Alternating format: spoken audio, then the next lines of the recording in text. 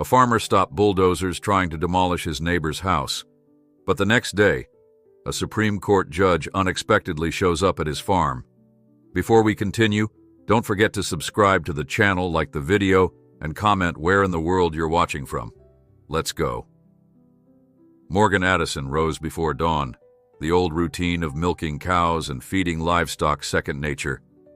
In the fading darkness, the silhouette of his modest farmhouse stood against a sky streaked with the first hints of purple and gray. For 50 years, Morgan had worked this patch of land in the outskirts of Willow Creek, a small town known more for its tight-knit community than any modern convenience. The farm was not large, but it was enough, providing a modest living and a sense of purpose that money could never buy. That morning, as he walked the fence line accompanied by his border collie, Daisy, Morgan heard the roar of machinery from somewhere down the road. The sound was foreign to this peaceful place, where only the occasional truck or tractor broke the silence. He removed his worn cap, a gesture of curiosity and concern, and peered toward the commotion. Something was happening at his neighbor's property, the old Dawson place, which belonged to Grace Dawson, a widow who had lived there nearly as long as Morgan had lived on his own farm. Grace was in her 70s, with silver hair tied into a loose bun and a stubborn spirit that kept her working her garden every day. After her husband passed a decade earlier, she had fended off more than a few unsolicited offers from real estate developers. Her land, everyone said, was prime property for those who dreamed of building highways or subdivisions. Morgan recalled her numerous remarks about the value of open space and farmland, how she'd promised to keep it from the clutches of opportunistic businessmen. Yet, from the sound of those bulldozers, something was amiss. Morgan hurried toward Grace's property, Daisy trotting at his heel. As he crossed the wooden gate that separated their farms, he saw them. 2 monstrous bulldozers, a small crew of men wearing high-visibility vests, and a tall figure in a suit that looked painfully out of place. Grace stood on her porch, arms folded resolutely. Even from a distance, Morgan could see the anger and fear etched on her face. The man in the suit pointed repeatedly at the farmhouse, and one of the bulldozers began to move forward, pushing aside a section of the picket fence with an ugly crunch. The machine was poised to demolish the porch next, unless someone intervened. Morgan broke into a run, heart pounding from both exertion and outrage. In his 70-plus years, he had never been the confrontational type. But the sight of that bulldozer about to crush his neighbor's treasured home ignited a fire inside him. He sprinted directly in front of the machine, waving his arms wildly. The bulldozer screeched to a halt, the operator looking startled by the sudden intrusion of an old farmer in bib overalls. Morgan planted himself in the path, fists clenched, refusing to budge even as dust swirled around him. "What in the blazes do you think you're doing?" Morgan shouted, his voice cutting through the mechanical rumble. "This is private property." The man in the suit approached, an imperious arch to his brow. Up close, he appeared younger than Morgan first assumed, perhaps in his mid-40s. His designer shoes were already caked with dirt, and he looked none too pleased about it. "I have every legal right," he snapped, brandishing a sheaf of documents. "This property is condemned for future development. Construction starts today. Kindly remove yourself before I have you arrested for trespassing." Grace, trembling on the porch, hollered, "That's a lie. I never signed any sale agreement. I told your boss that I ain't selling, and I meant it. Now get off my land." But the man merely smirked. "Your land? Hardly. We have the final ruling from the local council. The condemnation notice was posted last month. If you read the updates or opened your certified mail, you'd see your opportunities to object have passed. This structure is scheduled for demolition, effective immediately." Morgan glowered at the man, scanning the documents that were being shoved toward Grace's face.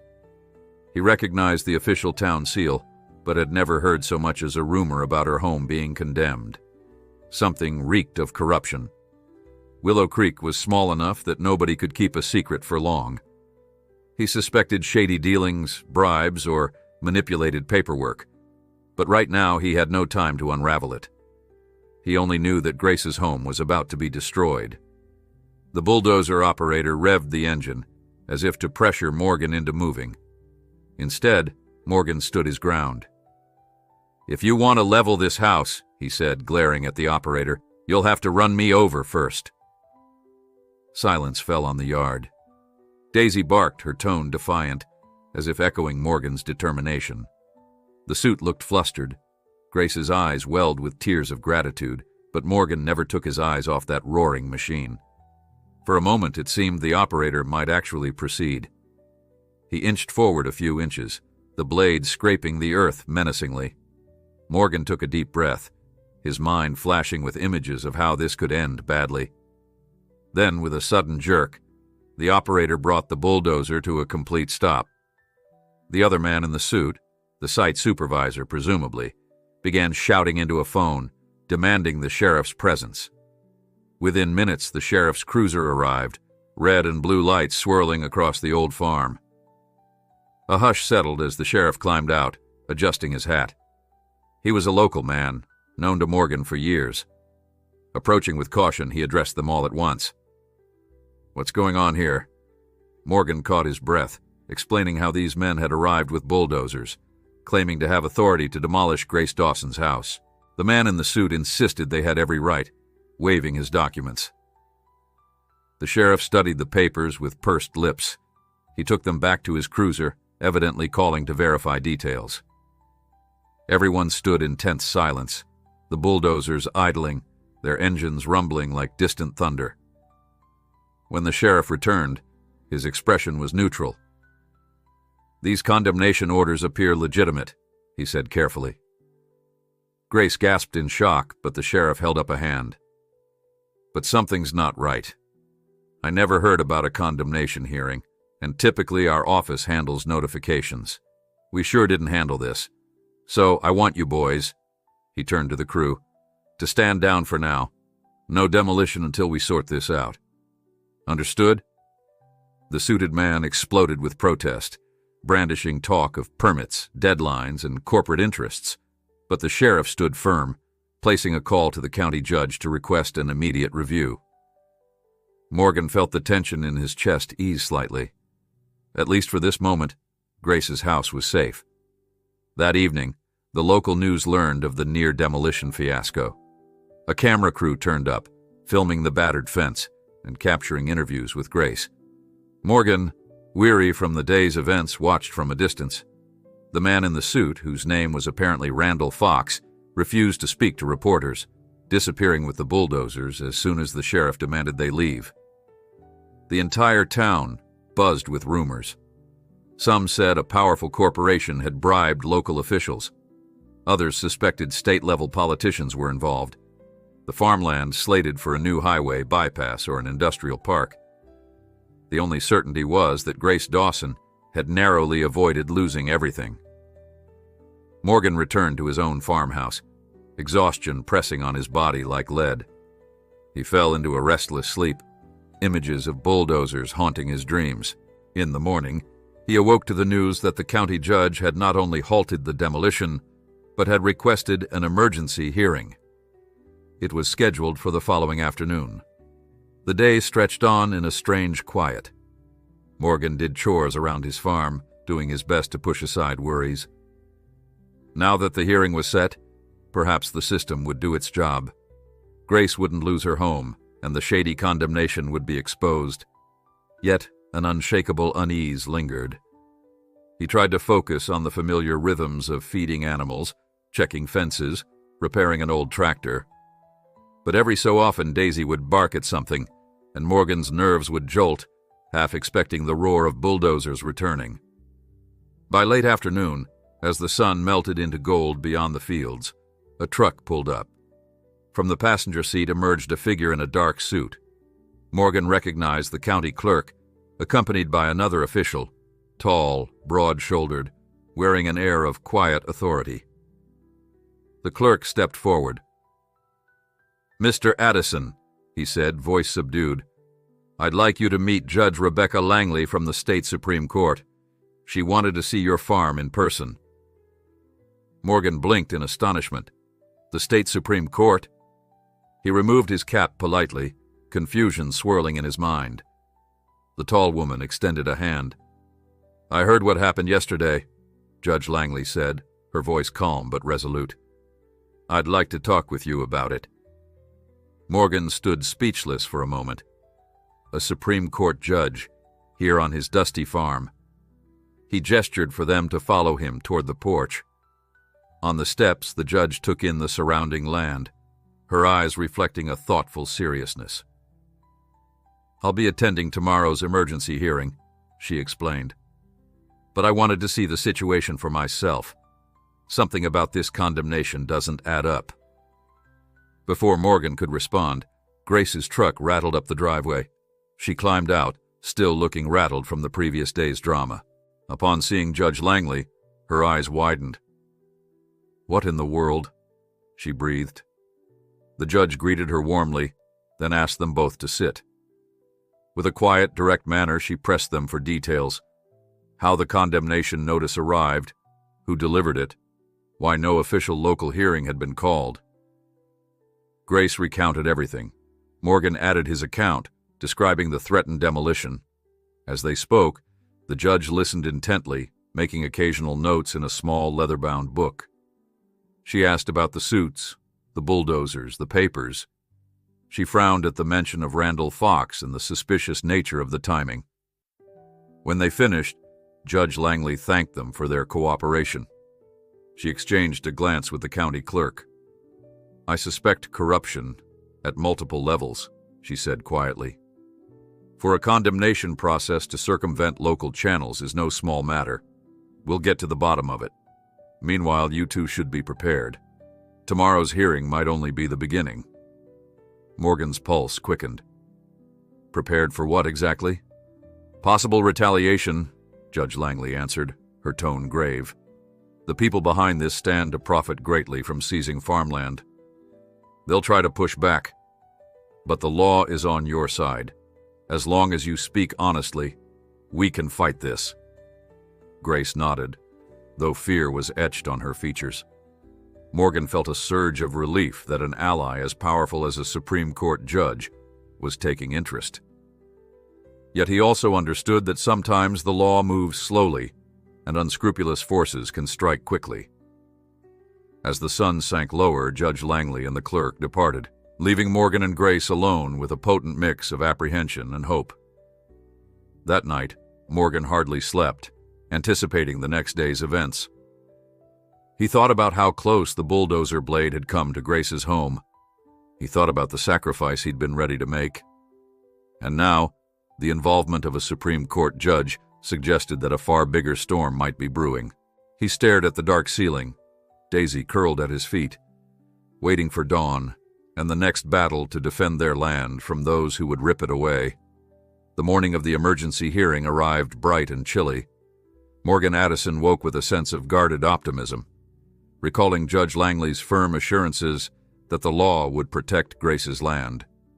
He went about feeding his livestock as Daisy bounded around his ankles. The east horizon glowed pink, and a cool wind carried the tang of damp earth across the fields. Grace had called earlier, her voice trembling, yet resolved. They planned to drive to the county courthouse in Willow Creek together, neither entirely sure what to expect. Morgan loaded 2 bales of hay onto a cart, trying to shake off the memory of the bulldozer's roar. He forced himself to focus on the bigger picture. A Supreme Court judge was on their side, which was more than anyone could have imagined just days before. After tidying the barn, Morgan found his old Sunday jacket and gave it a brisk brush. Though the hearing wasn't exactly a formal occasion, he felt it warranted more than overalls. Grace arrived in her battered pickup, and Morgan noticed how she'd tried to polish her shoes and tidy her wind-blown hair. The lines on her face betrayed a sleepless night, yet her eyes held defiance. "I'm ready to fight," she murmured as he climbed into the passenger seat. The road to town was bumpy, with pastures stretching on both sides. Morgan mused that these quiet fields might soon be replaced by concrete if people like Randall Fox had their way. yet he pushed aside the dread. Today was about preserving farmland, homes, and a way of life that deserved protection. When they arrived at the courthouse, they saw a small crowd gathered on the steps. Reporters clutched microphones, townspeople whispered anxiously, and at the center stood Judge Langley, conferring with the sheriff. Spotting Morgan and Grace, the judge offered a brief nod. They had no time for pleasantries as the clerk beckoned everyone inside. In the courtroom, the air smelled faintly of old books and polished wood. Morgan felt his stomach flutter when he spotted Randall Fox seated with a legal team. Their suits looked expensive and their expressions were stony.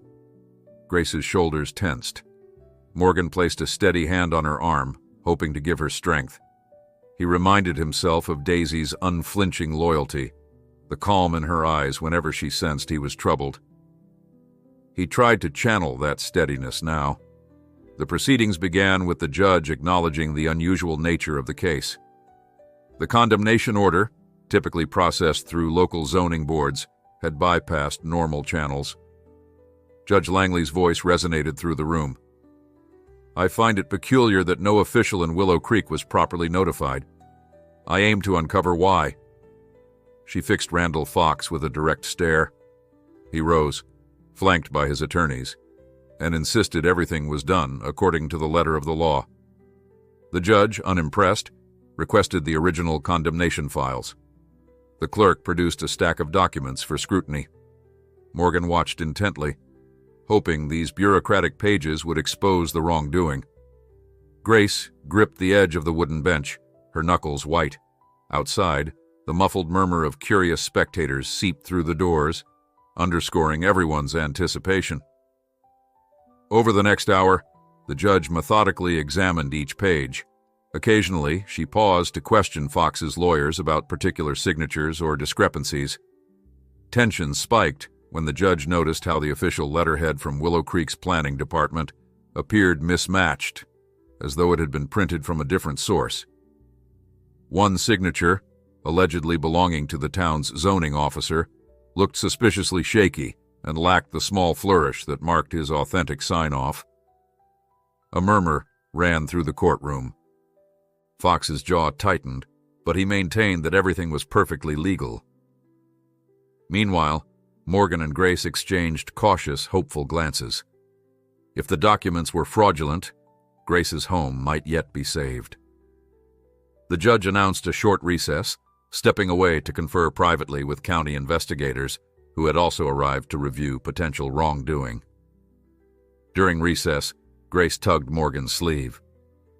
"Let's step outside for some air," she whispered, voice taut with nerves. As they emerged onto the courthouse steps, they found themselves surrounded by swirling talk and the occasional flash of cameras. A reporter rushed over, asking Grace about her hopes for the hearing. Grace, voice trembling, reiterated that she'd never sold her land, never agreed to any condemnation, and just wanted to live peacefully on the farm she'd known her whole life. Morgan added that the farmland represented more than soil. It was heritage.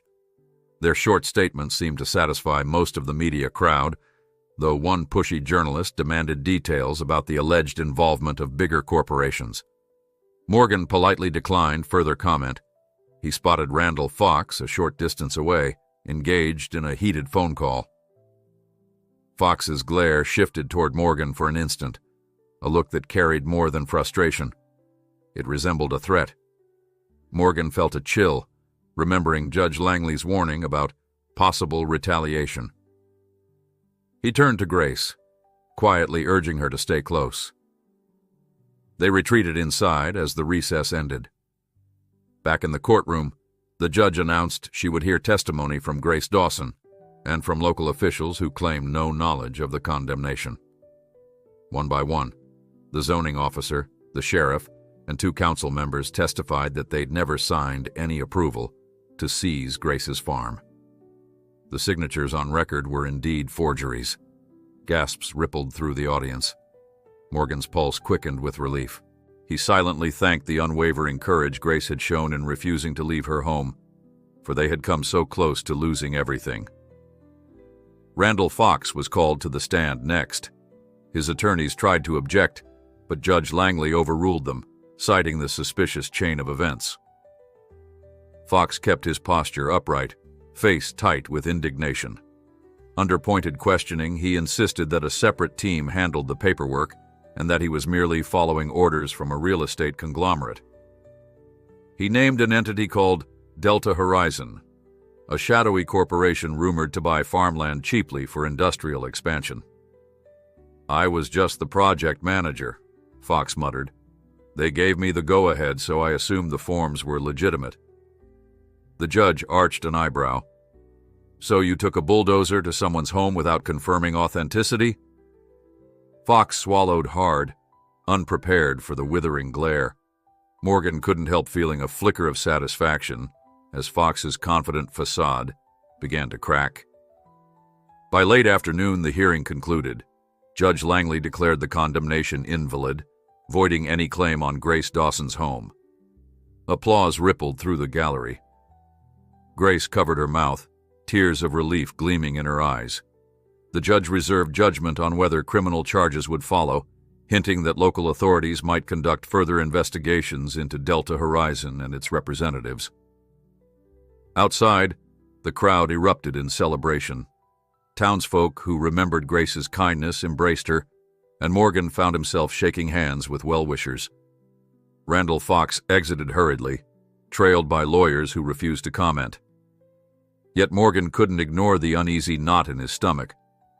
That fleeting moment when Fox glared at him suggested they weren't done fighting. Still, for now, victory belonged to Grace. The day ended with a sense of justice served, even if bigger battles loomed ahead. Early the next morning, Morgan awoke to find a sheriff's cruiser rolling up his driveway. He hurried outside, heart pounding. The sheriff stepped out, hat in hand, an apologetic grimace on his face. "Mornin', Morgan. I hate to say this, but we got word some unknown parties have been seen scoping out your place and Grace's too." Morgan's pulse hammered. "You think they'll try something?" The sheriff shrugged. "Can't say. Just wanted to warn you both to stay vigilant." As the cruiser pulled away, Morgan gazed across his fields, that old dread creeping back. Winning the hearing was one thing, keeping their farm safe was another. Morgan stood on his porch, the sheriff's words echoing in his mind.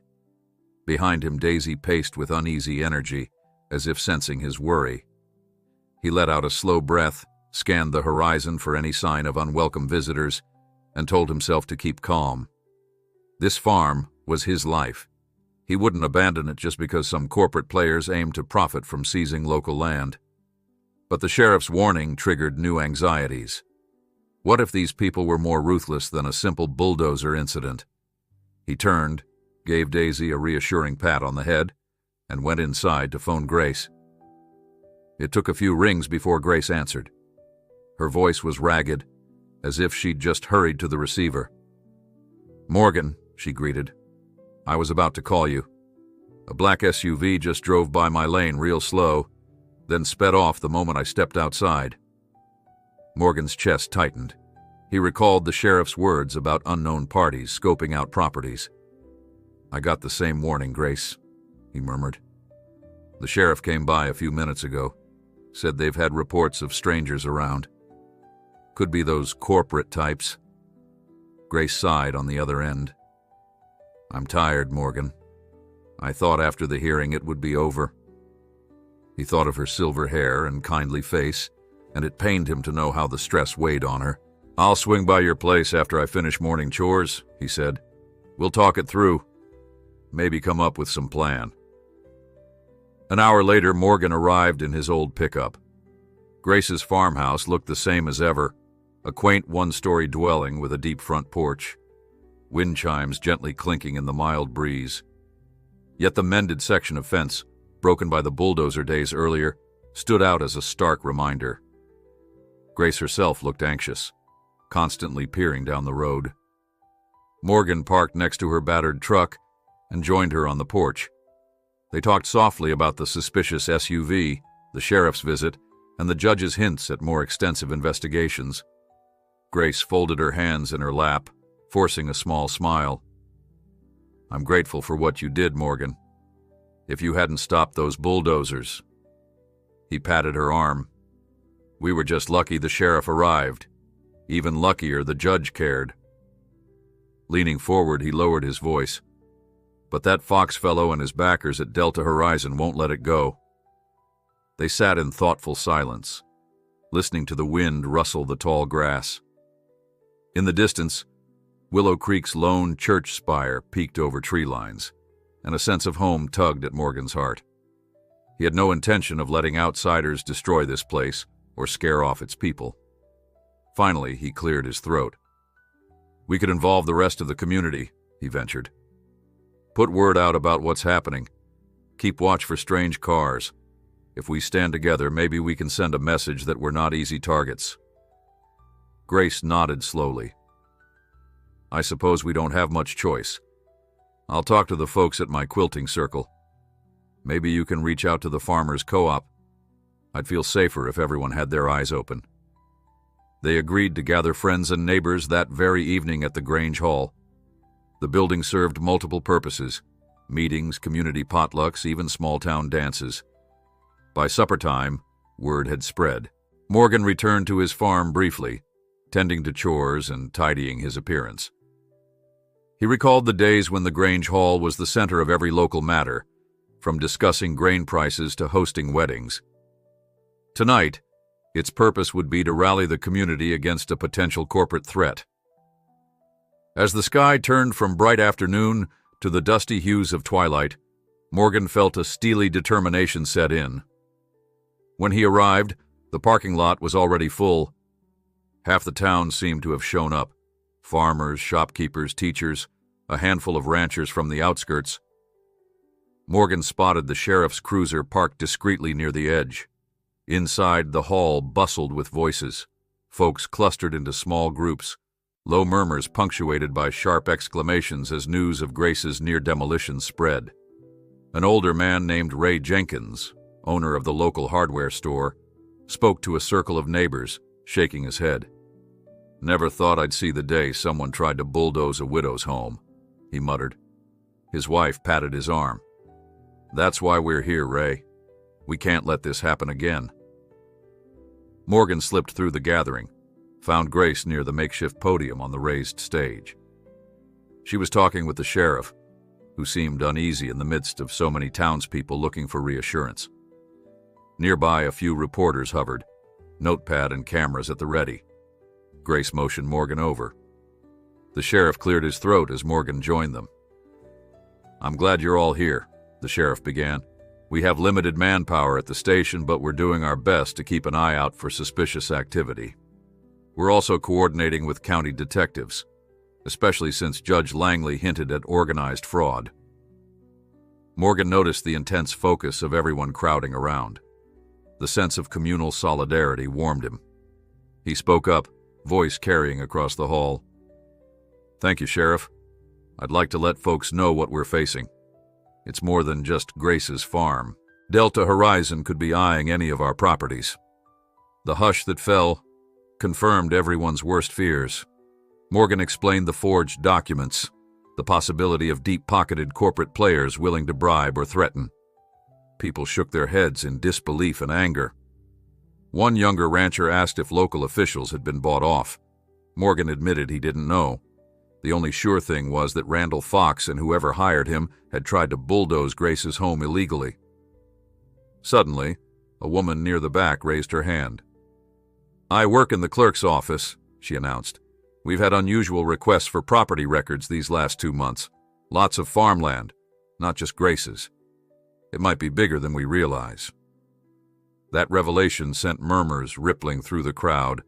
A middle-aged couple from the eastern edge of town recounted seeing a similar black SUV rolling by their property several times. A store clerk chimed in that a well-dressed man asked pointed questions about who owned certain large parcels. The pattern was clear. Morgan felt a knot form in his stomach. They were all targets. At the sheriff's urging, they formed a community watch plan. Every suspicious car or visitor would be noted. People would check on each other regularly. The local radio station, a modest AM channel, would run a segment alerting residents to be vigilant. If any bulldozers or crews appeared unannounced, folks would call the sheriff immediately. By the time the meeting ended, it was close to 9 o'clock.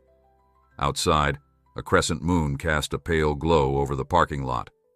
Folks filtered out, speaking in hushed, resolute tones about holding the line. Morgan, after saying his goodnights, walked with Grace to her truck. "We'll beat this," she said softly, offering him a tired but grateful look. "Whatever it takes." Morgan's own truck rattled back down the country road toward his farmhouse, headlights cutting through the darkness. As the night sky bloomed with stars, he breathed a cautious sigh of relief. For better or worse, they were no longer alone. They had the community's support, the sheriff's cooperation, and even a Supreme Court judge's interest. Would it be enough? The next day dawned without incident, though Morgan remained watchful. Daisy roamed the property in her usual pattern, barking at any passing vehicle on the road. By mid-afternoon, Morgan had tackled most of the farm tasks, mending a broken fence post, repairing the latch on a chicken coop, and checking the irrigation lines in the vegetable patch. Just as he was concluding these chores, the phone in the house rang. He picked up, half expecting Grace with fresh concerns. Instead, a gruff male voice stated, "Is this Morgan Addison?" Morgan's brow creased. "Yes, who's calling?" "I'd prefer not to say," the man said, a note of hurry in his tone. "Let's just say I used to work for one of those corporate outfits and I have information. We should meet." Morgan's pulse quickened. What sort of information? "Proof of illegal activity, bribes, forged signatures, but I don't trust the phones. If you want to save your land, meet me at that old abandoned diner on Highway 6, the one near the closed gas station. 9 tonight. Before Morgan could question him further, the line clicked dead. He stood there, the receiver still pressed to his ear, heart pounding. A possible whistleblower? But it could also be a trap. He recalled the sheriff's warning and the menacing glare Randall Fox had shot him. Was it wise to go alone, under cover of darkness, to some deserted spot? After stewing over the call, Morgan dialed the sheriff. The sheriff listened carefully, then insisted, "I'll accompany you in plain clothes. We'll keep it quiet, but I won't let you walk into something dangerous without backup." Morgan was relieved. At least if it was a setup, he wouldn't be caught unprepared. He jotted down the instructions and tried to quell the anxiety swirling in his gut. Dusk fell slowly, painting the sky in streaks of orange and violet. Morgan ate a light supper, then told Daisy to stay inside. He couldn't risk her being hurt in case things went awry. Around 8:30, headlights swept across his yard. He stepped out and found the sheriff in an unmarked sedan, wearing civilian clothes that looked slightly out of place on him. "Let's get this done," the sheriff muttered, his tone grim. Morgan climbed in, feeling the tension radiating from both of them. The trip to Highway 6 passed in near silence. The abandoned diner came into view, a squat building with boarded-up windows, its paint peeled and sign crooked. It stood near a defunct gas station whose pumps had rusted years ago. The sheriff parked discreetly behind a row of trees. "Stay in the car at first," he instructed, handing Morgan a spare flashlight. "I'll circle around. If it's legit, we'll figure it out. If not..." Morgan gave a terse nod. His heart pounded like a hammer. This might be their chance to unearth real evidence or a cunning ploy by those seeking to intimidate him. With the engine switched off, the surrounding darkness weighed heavily, broken only by the faint glow of distant headlights on the highway. 10 minutes passed, then 20. At 9:30, no one had shown. Morgan began to suspect a prank or a scare tactic. He glanced at his watch, stomach sinking at the thought of wasted time and needless danger.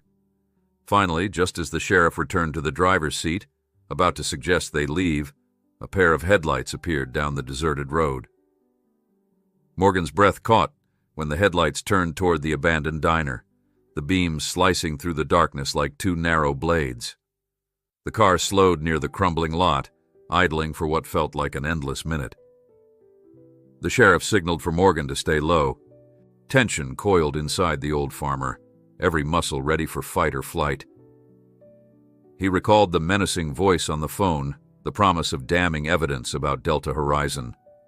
Could this truly be the contact, or was it a trap? Morgan had never been the impulsive type, but fear for his farm, and for Grace, pushed him beyond caution. The car's passenger door opened, revealing a solitary man who moved with wary hesitation. Morgan squinted through the tinted windshield, unable to see who else might be inside. The figure stepped into a patch of moonlight, showing a gaunt face etched with worry. He wore a ball cap pulled low, and he kept glancing over his shoulder, as though expecting trouble from the shadows. The sheriff, crouched next to Morgan, mouthed that he would approach from the diner's opposite side. Morgan, heart pounding, waited until the sheriff circled around before climbing out of the sedan and stepping into the gloom. Morgan advanced slowly, each footstep crunching on broken asphalt. A flickering street lamp revealed the diner's boarded windows, the sign overhead missing letters, so it read only, "In pot." The man who'd emerged from the car jerked his head up, startled. He stuffed something, a flash drive perhaps, back into his coat pocket. "You came," the man breathed, voice tight with anxiety. Morgan didn't answer at first. He scanned the empty lot for any sign of a hidden accomplice. Satisfied that no immediate ambush lurked, he spoke. "I got your call. Said you had proof?" The man nodded, swallowing hard. "Yes, but we gotta be quick. They might know I'm here." Before Morgan could respond, the sheriff's voice cut through the darkness. "No sudden moves, friend. Let's all stay calm." The man froze, shoulders rigid. Morgan gestured to show that the sheriff wasn't a threat. "He's with me," Morgan said gently. "We're just here to listen." The man exhaled shakily. He produced a small envelope from inside his jacket. "In here are financial statements, wire transfers, payouts. Everything points to a ring of corruption that extends beyond Willow Creek. Delta Horizon is just one tentacle of a bigger operation." He handed the envelope to Morgan, then tapped his coat pocket. "I've got a digital backup, but I can't risk it now. If they catch me with this, I'm as good as dead." Morgan exchanged a tense glance with the sheriff, who stepped closer, eyes scanning for any sign of movement. "We can protect you," the sheriff offered, "if you'll come down to the station and file a statement." But the man gave a bitter laugh. "Protect me? Like you protected that widow from having her house torn down? No offense, but I know how deep these folks' pockets go." Morgan's face flushed with a mix of shame and anger, though he couldn't deny the man had a point. They'd only halted the Bulldozers through a stroke of luck and a sympathetic judge's sudden intervention. "Then what do you want from us?" Morgan asked quietly. The man's voice trembled with desperation. "I want you to expose them, to rally the public. This is bigger than any single county sheriff can handle."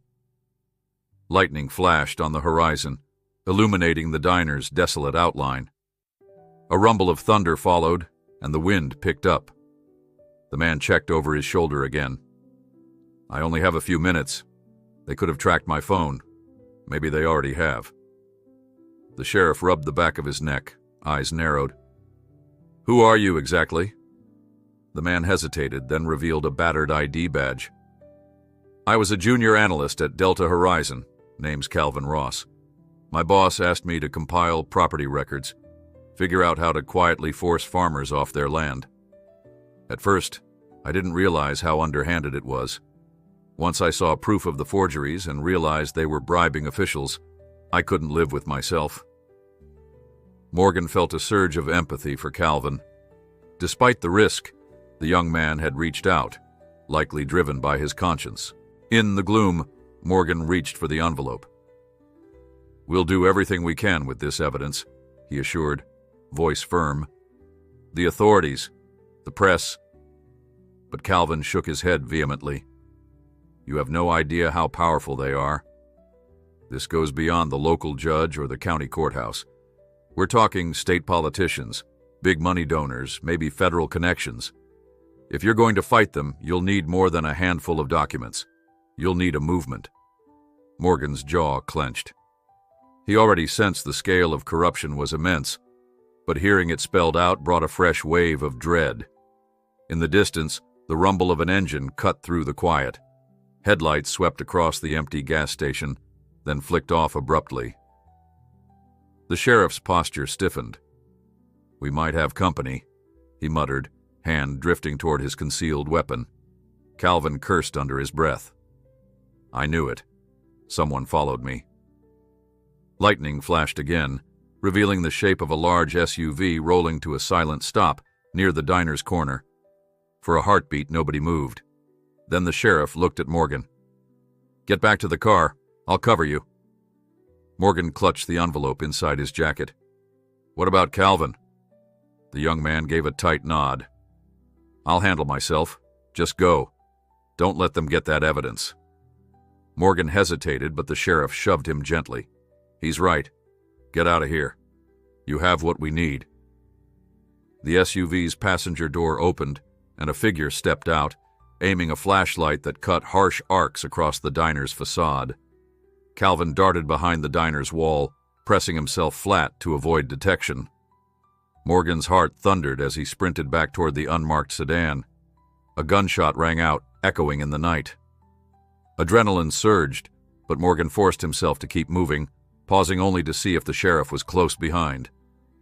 The sheriff crouched near a stack of old crates, returning a warning shot. Then, with a swift motion, he signaled Morgan to drive. Hands shaking, Morgan fumbled the keys into the ignition. The engine coughed, then roared to life. Another shot rang out, hitting the diner's concrete facade in a spray of sparks. Morgan's pulse hammered. He spun the wheel, tires squealing on the cracked asphalt, desperate to avoid the SUV. In his rearview mirror, the flashlight beam bobbed frantically. The sheriff dove into the passenger seat at the last second, breath ragged. "Go!"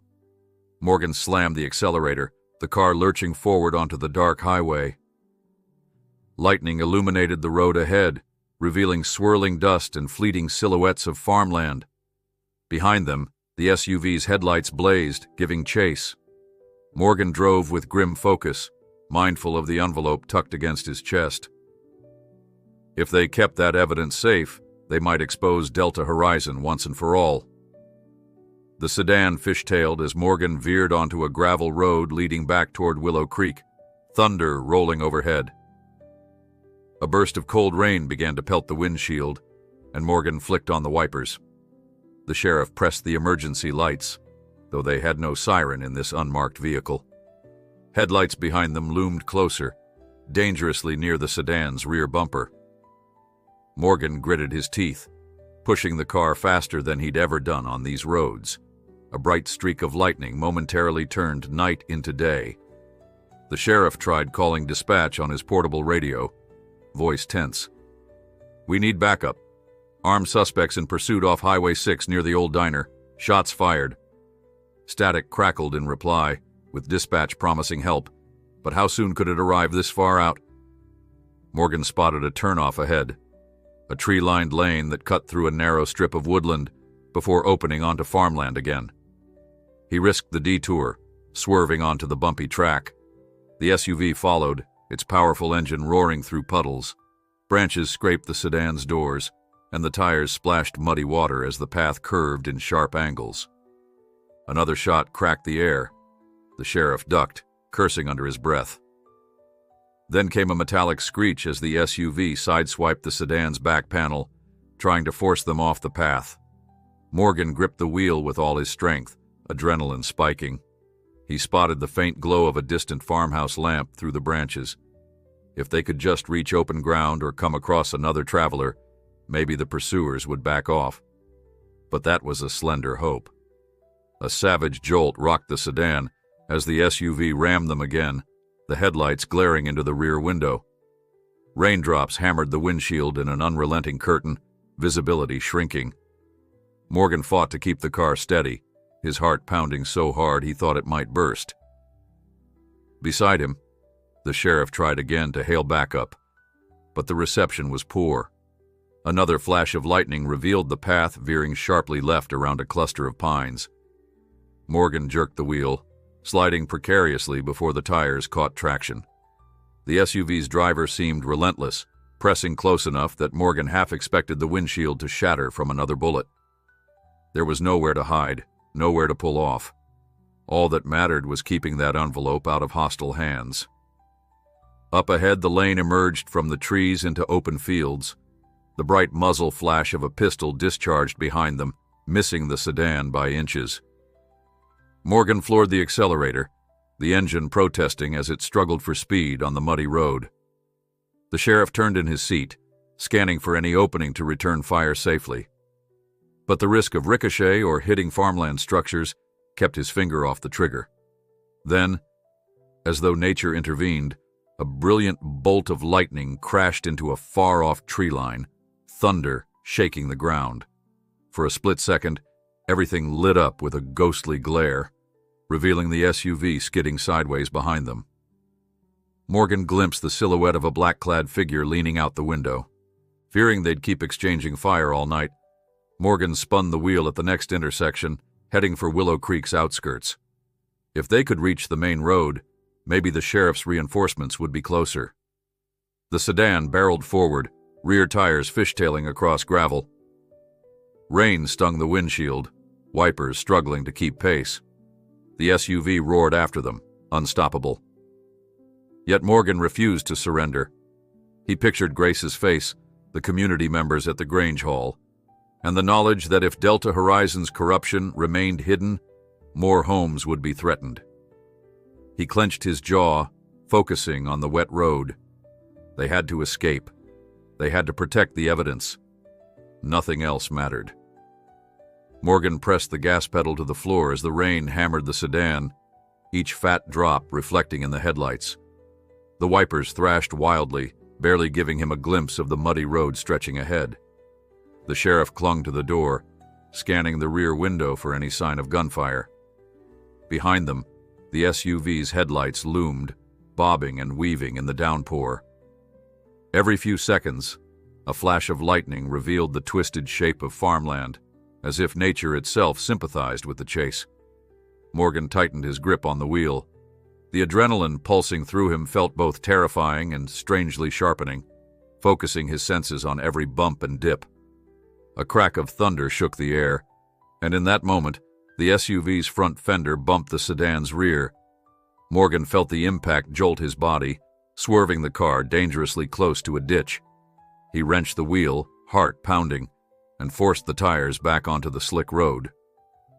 The sheriff exhaled a tense string of words. "Keep it steady, or we'll roll." Morgan nodded curtly. He had no illusions about outrunning that powerful SUV for long. At best, they could try to reach a main highway or find help. The headlights behind them flared, the SUV edging even closer. Another bolt of lightning revealed a gloved arm protruding from the passenger window, holding a firearm. The muzzle flashed an instant later, and a bullet whistled past the sedan's trunk, throwing sparks off the road. Morgan let out a guttural exclamation. "They're trying to kill us. Why not just run us off the road?" The sheriff ducked lower. "Who knows?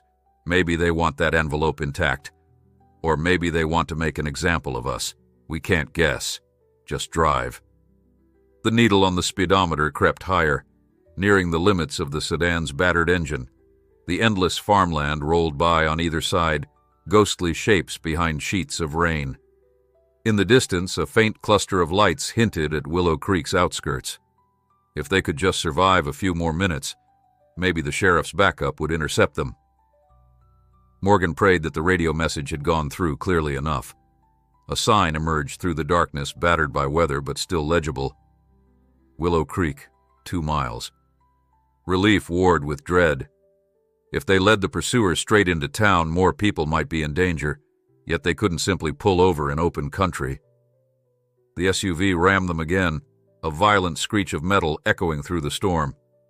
Morgan gritted his teeth, forced the sedan forward, and turned onto the paved county highway that led directly into Willow Creek. Streetlights shone in the far distance, the only beacon of hope in the gloom. The next gunshot shattered the sedan's back window, raining fragments of glass onto the seat. Morgan hunched over the wheel, knuckles white, as he fought to keep the car steady. The sheriff aimed his own sidearm out the shattered window and squeezed off 2 measured shots at the SUV's tires. Sparks danced in the rain, but the SUV didn't slow. Morgan glimpsed the muzzle flashes from their assailants answering with more gunfire. A bullet pinged off the sedan's trunk, the metallic clang nearly lost beneath the howling wind. Just as the sign for Willow Creek city limits flashed by, something changed. Blue and red lights appeared in the near distance, cutting across the darkness. Morgan's heart soared with a flicker of hope. Police cruisers, lights blazing. The sheriff sat up straighter.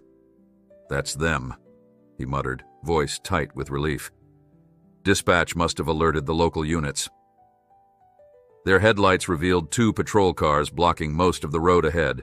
An officer, illuminated by swirling lights, waved frantically for Morgan to pass on the left while pointing a rifle at the pursuing SUV. Morgan angled the sedan around the blockade, engine roaring. Behind them, the SUV braked hard, tires squealing on wet pavement.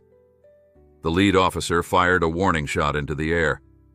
For a moment, the SUV slowed, as though weighing whether to plow through. Then it revved forward. A second shot shattered the SUV's windshield, prompting the driver to swerve dangerously. Morgan steered the sedan off to the side, heart in his throat, uncertain if a full shootout was about to erupt. But the SUV's driver apparently had no appetite for a standoff. The black vehicle spun around, fishtailed, and roared back the way it came. The sheriff exhaled shakily. They're retreating. Morgan still clutched the wheel, panting. Rain pounded the roof. An officer beckoned them to pull onto the shoulder. Morgan complied, chest tight with relief. The sheriff hopped out into the downpour, shouting instructions to the local cops about the direction the SUV fled. Morgan carefully opened his door, stepping into puddles that drenched his boots. The wind whipped his jacket, but he clutched the envelope to his chest as though it were precious gold. Officers rushed over, shining flashlights into the sedan's bullet-riddled rear window. One recognized Morgan, removing a dripping hat. "Mr. Addison, are you hurt?" Morgan shook his head, voice shaking slightly. "We're fine, just rattled." The sheriff joined them, confirming they'd fired in self-defense. Another officer asked if they recognized the attackers. Morgan simply said, "They work for Delta Horizon, or one of their goons, I'm certain. They wanted this evidence." One cruiser sped away in pursuit, but given the storm and darkness, Morgan doubted they'd catch the SUV. The sheriff told an officer to put out a county-wide APB and thanked them for the timely rescue. Rainwater streamed down Morgan's face, mixing with sweat. He realized, with a jolt, that the chase was over, at least for tonight. But how many more confrontations lay ahead? The officers escorted Morgan and the sheriff to the station on the edge of Willow Creek. There, a flurry of activity ensued. Statements taken, bullet casings cataloged, calls placed to higher authorities. Morgan watched the swirling lights reflect on the station's wet floor from outside lamps. Exhaustion weighed on him, but he maintained his grip on the envelope. Every so often a new wave of dread rolled through him at the thought that Delta Horizon's men might attempt another attack. When the initial paperwork was done, the sheriff escorted Morgan into a small private office. A battered desk lamp cast a warm glow on the scuffed tabletop. "Let's see what we've got," the sheriff said quietly. Morgan slid the envelope across the desk. Carefully, they sifted through a handful of printed documents and a series of black and white copies listing transactions, real estate titles, bank transfers, shadowy payments linked to shell companies. Some referred to expedited condemnation plans in multiple rural counties. The sheriff let out a low whistle. "This is bigger than I imagined. Looks like these guys have been pushing folks off farmland all over the state." Morgan rubbed his eyes, the day's strain finally catching up. "Calvin," he said, "the bribery and forgeries reached beyond Willow Creek. This is proof, right?" The sheriff nodded, brow furrowed. "It's enough to start building a case, but we'll need more. We'll coordinate with the state attorney general or maybe the federal authorities, and we have to keep you safe in the meantime." Morgan pursed his lips. "It's not just me. Grace is in danger too, and probably others who refuse to sell.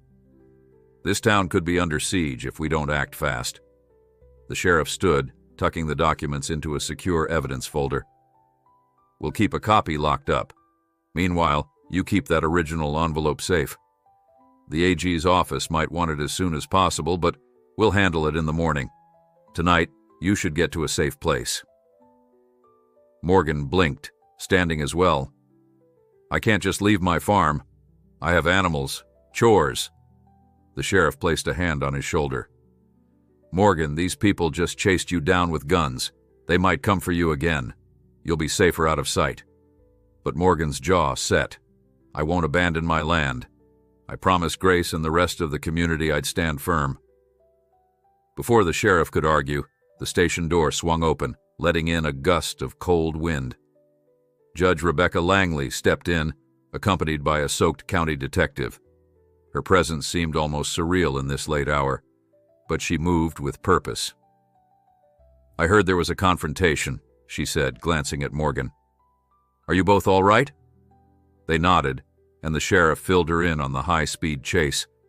The judge's lips pressed into a thin line. "We'll push for immediate protective orders and get the Department of Justice involved if necessary. Let me see the evidence." Morgan hesitated, then handed the documents over. Judge Langley studied them, anger flickering in her eyes. "This is enough for me to request an injunction against Delta Horizon.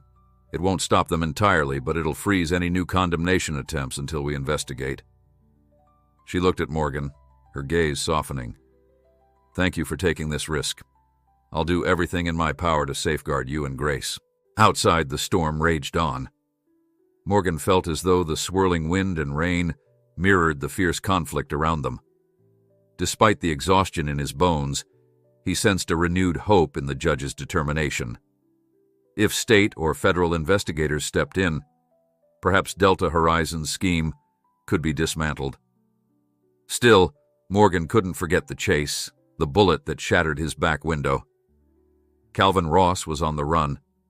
Who knew what lengths Delta Horizon might go to silence him, or to retaliate against Morgan? In the end, Morgan insisted on returning home. The sheriff arranged for an unmarked patrol car to follow him back to the farm and keep watch through the night. Judge Langley decided to remain in Willow Creek for a few days, preparing further legal motions. As Morgan pulled away from the station, the rain showed no sign of letting up. Passing familiar storefronts, now dark and shuttered, he wondered how many nights he'd toss and turn, haunted by flashbacks of the chase. Within 20 minutes, he reached his driveway. A second car parked discreetly near the gate. Daisy greeted him with frantic barks, tail wagging with relief as he stepped inside. Morgan knelt to scratch her ears, feeling the trembling in her body as if she sensed his own fear. He locked the doors and turned on a single lamp, ignoring the bullet hole in the back window for now. That was tomorrow's problem. He placed the evidence envelope in a metal box under his bed, next to a battered family photo album. Then he sank onto the mattress, fully dressed, boots still damp. The watchful presence of the patrol car outside eased his mind only slightly. Tomorrow he would contact Grace, gather the community again, and hope that the authorities would move swiftly. Delta Horizon was no ordinary developer. They were a corrupt juggernaut, and Morgan had become a thorn in their side. Though he dreaded the confrontation, a stubborn flame of defiance burned within him. If they thought a few bullets and forged papers could break his resolve, they'd sorely underestimated the spirit of Willow Creek. At first light, Morgan woke with a stiff neck and Daisy dozing at his feet. It took a few seconds for memory to catch up, for the tension in his chest to return. The events of the previous night, gunshots in the rain, the SUV giving chase, The envelope of damning evidence came flooding back. With a soft groan, he rose and pulled aside the curtain to peer outside. The patrol car was still there, an officer behind the wheel. It comforted him to know someone was watching over the farm. He tried to proceed with his usual routine, stepping into his rubber boots to check the cows and the chickens. Daisy darted alongside him, ever attuned to his anxious energy. The fields bore puddles from the storm, and the horizon glowed peach where the sun began its climb. He breathed in the earthy smell of wet soil, grateful for small blessings. The barn still stood. The animals were safe, and so far there was no sign of intruders. By the time Morgan finished morning chores, the sheriff's cruiser arrived. The same deputy from last night stepped out, offering a tired smile. "Morning, Mr. Addison. The sheriff wants you down at the station soon so we can go over these documents again. And Judge Langley's gathering folks from the state's attorney's office." Morgan felt his shoulders tighten. There would be no peaceful day on the farm. Duty called, and the stakes were far too high to ignore. He quickly changed into cleaner clothes, instructed Daisy to guard the house, as if she understood, and followed the deputy to the car. His gut churned with apprehension. In the passenger seat, he stared out the window while the farmland blurred by, thinking of Grace and hoping she was safe. The deputy, sensing his worry, said, "She's fine. Got an officer posted outside her place, too." Morgan exhaled a breath of relief. When they arrived at the station, Morgan found a bustling scene. Phones rang incessantly, and officers hustled from desk to desk, relaying updates about suspicious vehicles or sightings. Beyond that, visitors in formal attire, likely state-level investigators, spoke in hushed tones. The sheriff ushered Morgan into a conference room where Judge Langley sat with a stern-faced woman in a sharp suit. A second person, dressed in business casual, sorted through reams of paper spread across a table. A whiteboard in the corner showed diagrams and arrows linking names of shell corporations and property acquisitions. Morgan's stomach flipped at the complexity. "Good morning," Judge Langley said, voice steady. "Morgan, this is Evelyn Brandt, Deputy Attorney General, and that's Jason Martin, her lead investigator." The sharp-suited woman nodded politely, cutting right to the chase. "We're here to formalize the evidence you obtained and verify its chain of custody. It's crucial for any legal action we take against Delta Horizon, and potentially beyond." Morgan grasped the seat back. "Whatever I can do." He cast a glance at the detective's messy chart. "Looks like you've already done some digging." Investigator Martin spoke with quiet intensity. "Between what you brought in and the clues from the state land records, we see a pattern. Delta Horizon seems to have targeted dozens of vulnerable landowners over the last 3 years. We suspect they forged condemnation orders whenever purchase negotiations failed, bullying folks off their property." Evelyn Brandt's eyes narrowed. "They have ties to major financiers, and I wouldn't be surprised if some local officials were on the take. We need your first-hand account, plus those documents." Morgan nodded slowly. "You'll have it, every detail. But I have to ask, this is dangerous, isn't it?" He thought of the bullets that nearly ended him last night. Brandt's expression softened. "It is. But we'll do everything in our power to protect you. If we can stop them here in Willow Creek, it'll send a strong message." The sheriff asked Morgan to recount the phone call from Calvin Ross and the ambush at the diner. Morgan did so carefully, though his voice wavered when describing the gunfire and chase. The investigators took notes. Then he turned over the original envelope, a chill running through him as he remembered the risk Calvin took to get it. Evelyn Brandt studied the documents, lips pursed. "We'll make copies, secure them in multiple places," she said. "No one can make this vanish without a trace." While the investigators talked in low voices, Morgan asked Judge Langley, "Any news about Calvin?" The judge's features were grim. Not yet. After last night, he disappeared. Possibly in hiding. I'm afraid Delta Horizon's people might be hunting him. I've alerted state agencies to keep an eye out." A wave of guilt struck Morgan. If Calvin hadn't risked everything, they might never have gotten this proof. Now he might be paying with his life. Morgan swallowed hard. "I pray he's safe," he murmured. "He's done more than we could ask." Judge Langley gave him a solemn nod. "We have to believe he knew the risks. People like him can be crucial to uprooting corruption." They spent most of the morning sifting through the evidence line by line.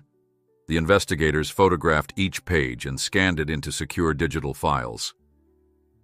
With the chain of custody officially logged, they planned to convene an emergency hearing at the county courthouse. Evelyn Brandt explained, "We want an immediate injunction freezing any and all development activities by Delta Horizon across the state. Once that's in place, we'll move forward with criminal charges if we confirm bribery and forgery at higher levels."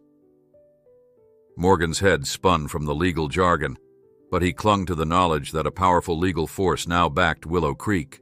At noon, they broke for a quick lunch in the station's break room. Grace Dawson showed up, escorted by another deputy. She looked weary, but relief softened her face at seeing Morgan. They embraced briefly, not caring who watched. Over sandwiches, Grace told Morgan how her night passed uneventfully, though the sight of a policeman parked by her gate was a comfort.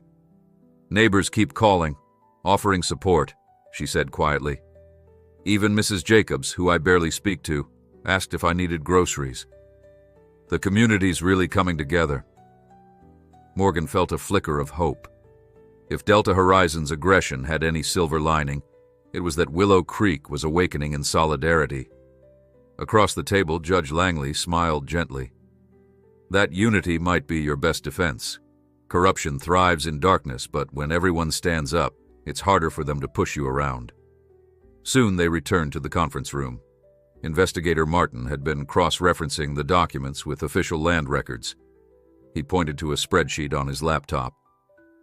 "We found at least 15 other properties with suspicious condemnation filings, some in Willow Creek, others in neighboring counties. I suspect these folks either sold under duress or lost their land in forced auctions."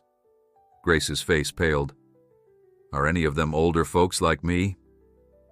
Martin nodded, eyes grim. "Many are. Also single-income families, those behind on taxes. Basically anyone vulnerable." Evelyn Brandt rose, assembling a neat folder. "We have enough to move on. Judge Langley, you can sign off on a preliminary statewide injunction. I'll coordinate with federal authorities. With luck, we'll expand this into a RICO case if we find organized criminal elements." Morgan wasn't entirely sure what RICO meant.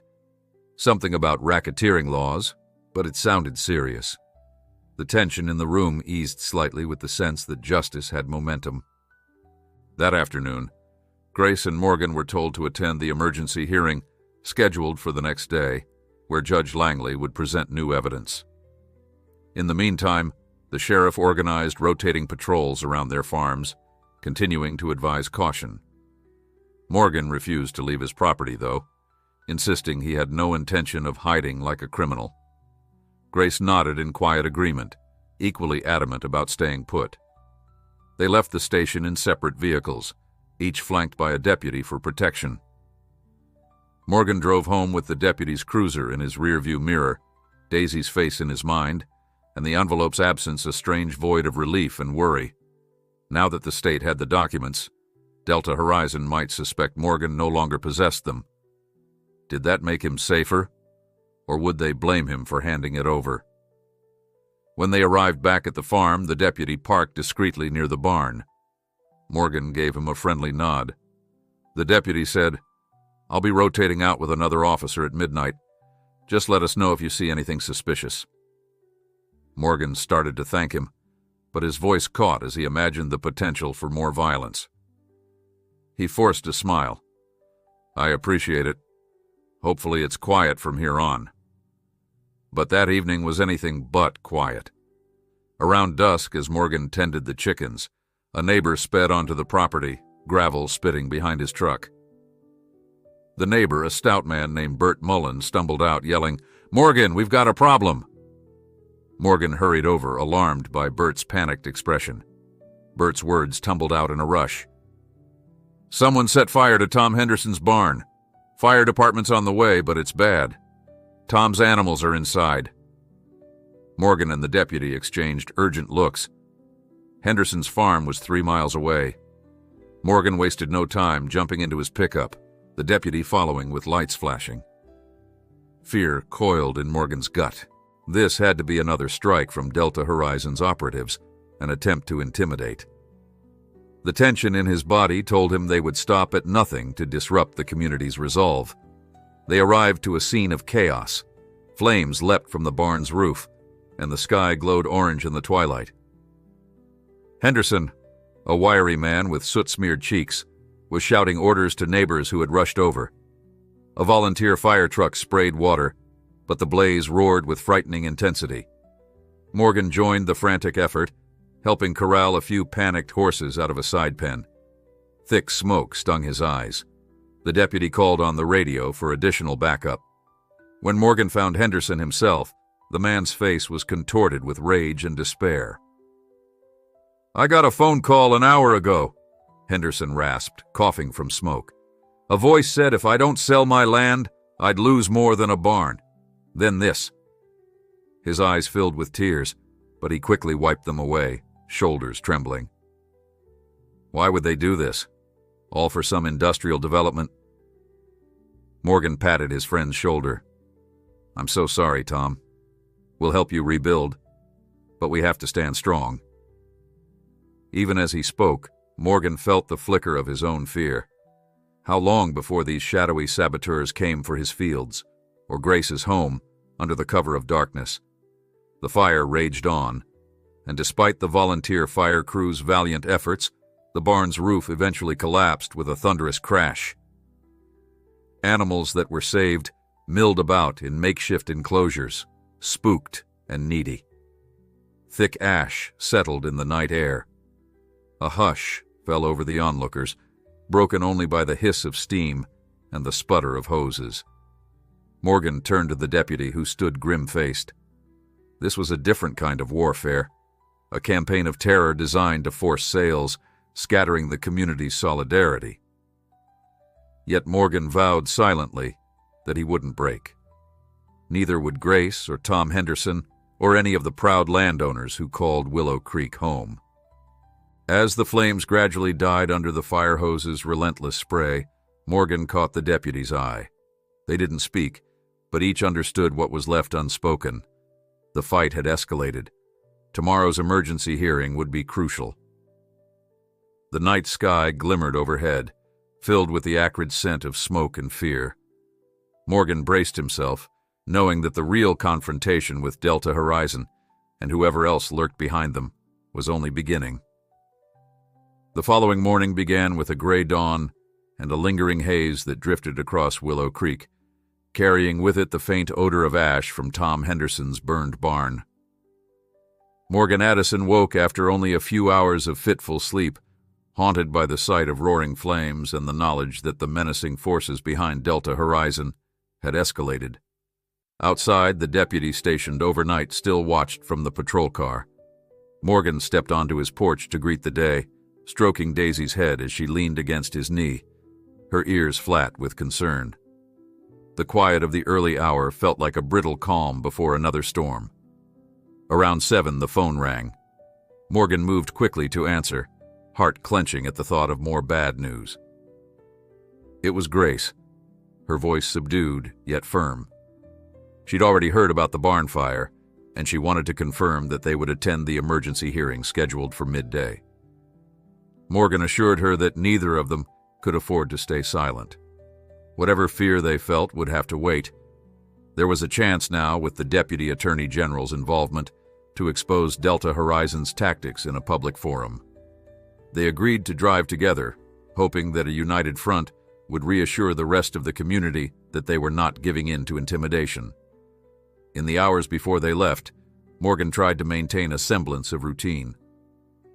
He fed the chickens, checked the cows for any sign of distress, and walked the fence line with Daisy at his side. Yet the normal rhythms brought little comfort. The fresh memory of gunshots and flames gnawed at him, making the farmland itself seem strangely fragile. With each swirl of morning breeze, Morgan imagined unknown watchers lurking on distant roads, waiting for their next move. By 9:30, the sheriff arrived to escort Morgan to Grace's place. They found her standing at the end of her driveway, wearing her best Sunday coat despite the smudges of wear on the elbows. She climbed into Morgan's pickup, and the small caravan rumbled toward the courthouse. They passed Henderson's farm, where the skeletal remains of the barn still smoked gently. A group of neighbors toiled in the yard, picking through the rubble for anything salvageable. Morgan slowed, meeting Henderson's gaze across the ruins. The man lifted a hand in a weary wave. The flicker of resilience in his eyes reminded Morgan that they all had reason to stand firm. When they reached the courthouse, the tension was palpable. More state officials had arrived, their cars lining the parking lot. Clusters of reporters milled about the steps, cameras slung over shoulders, notepads at the ready. One brandished a microphone in Morgan's direction, but the sheriff's curt shake of the head kept them back. Inside, the large courtroom was prepared for the emergency hearing, with Judge Langley presiding.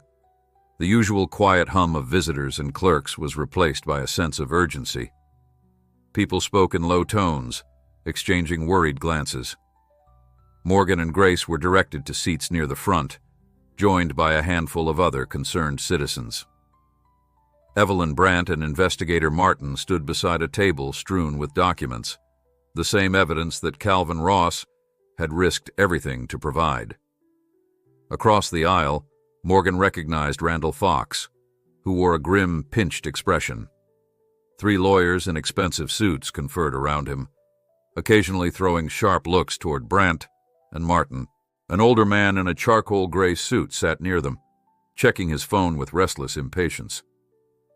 Morgan guessed he might be a higher-up from Delta Horizon, here to see firsthand the legal trouble brewing. Judge Langley entered promptly at noon, her robes swishing in a sudden hush. She opened the session with a crisp explanation that this hearing was called to address allegations of widespread fraud, intimidation, and possible arson connected to farmland development. Grace gripped Morgan's hand under the table. It felt surreal to hear the judge name their small town struggles in the same breath as major criminal charges. Yet the truth was out in the open now, and the entire community's future hung on the next steps. Evelyn Brandt took the floor, methodically laying out the new evidence. She displayed scanned copies of forged condemnation notices, suspicious wire transfers, and internal memos referencing swift clearance of uncooperative parties. Each piece linked Delta Horizon to schemes that mirrored the attempted demolition of Grace's home, forcing landowners to sell under threat or fabricated legal pressure. Brent's voice carried a calm ferocity, underscoring the seriousness of the allegations. When she concluded, the gallery buzzed with murmurs, and Morgan felt a surge of hope that justice might actually prevail. One of Fox's lawyers rose to protest, questioning the authenticity of the documents. He claimed there was no direct proof that Delta Horizon management had condoned or even known about any illegal methods. Judge Langley eyed him coolly, referencing the chain of custody and stating that if further authentication was needed, the court would arrange forensic analysis. Another lawyer argued that Delta Horizon was merely a scapegoat and that the real culprits were rogue employees acting without authorization. Morgan's anger flared at the brazen denial, recalling how Calvin Ross risked his life to reveal the corruption. The lawyer's words rang hollow, yet Morgan understood that these men had been hired to protect Delta Horizon's interests at any cost. A hush fell when Judge Langley asked to hear from any direct witnesses to intimidation or violence. Grace carefully stood, approached the stand, and gave her account of that harrowing day the Bulldozers rolled into her property. She recounted the confrontation with Randall Fox, the phony condemnation orders, the near destruction of her home until Morgan intervened. Her voice trembled at first, but a steely resolve underpinned her words. In the audience, Morgan noticed townspeople nodding along, having heard parts of the story, but now absorbing it in stark detail. Next, Tom Henderson was called. Despite the soot on his jacket and the exhaustion in his eyes, Henderson told the judge about the phone threat demanding he sell or face worse consequences. Then he described finding his barn ablaze. The mention of how livestock had been trapped inside, some rescued, some lost, raised audible gasps in the courtroom. Henderson's voice cracked with quiet rage as he insisted this was no accident, but deliberate arson, meant to terrorize him. Morgan clenched his fists, remembering the glow of those flames. Throughout these testimonies, Randall Fox sat rigid, his gaze darting to his lawyers for support. One might assume he could protest innocence, but the tension in his posture suggested he knew how damaging these stories could be. The older man in the charcoal gray suit scribbled notes furiously, occasionally passing them to Fox's team. Then the judge opened the floor for immediate measures. Evelyn Brandt formally requested an injunction, halting all ongoing acquisitions by Delta Horizon, and demanded that their assets related to farmland development be frozen until the fraud allegations were resolved. The defense attorneys tried to argue it was an overreach, an unfair blow to a law-abiding company. The back and forth escalated, each side citing statutes and precedents. Judge Langley listened, chin propped on her hand, expression unreadable. Morgan and Grace exchanged glances of apprehension. Without the injunction, Delta Horizon could continue its campaign of fear. When at last the judge called for silence, her decision carried a weight that seemed to pulse in the still air. She declared there was sufficient cause to issue a statewide injunction against Delta Horizon's farmland development, pending a more comprehensive investigation. Morgan exhaled, relief coursing through him like an electric current. Grace wiped a tear, scarcely believing they'd secured a victory at this level. A rumble of whispered celebration swept the gallery. However, Judge Langley cautioned that the injunction was temporary and that the next phase of inquiry would begin immediately, possibly involving federal authorities. While it was a major step, the threat still lingered. Delta Horizon's money and influence wouldn't vanish overnight. The gavel rapped, and the hearing adjourned amid the swirl of conversation. News cameras outside the courthouse were sure to capture every snippet, from Brandt's triumphant stance to the subdued fury on Fox's face.